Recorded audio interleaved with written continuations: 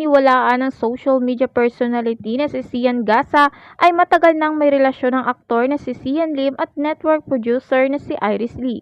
Sa kanyang Facebook post nitong Martes ng gabi, isiniwalat ni Sian Gasa na magkasama na sa isang bahay sina Sian Lim at Iris Lee kahit pa karelasyon pa ng aktor ang actress, TV host na si Kim Chiu. Saad nito sa kanyang caption, nag-live-in na sila ni Iris Lee habang jowa pa niya si Kim Chiu, confirm. Sa comment section naman, klinaro ni Gasa na hindi daw pala live-in kundi sleepover lang everyday sina Sian at Iris Lee. Maging siya nga ay nawindang sa nasagap niyang balita. Matatandaan naman sa panayam ni Dr. Vic Bello ay inamin ni Kim Chiu na hindi siya updated kung mayroon nang ipinalit sa kanya si Sian Lim.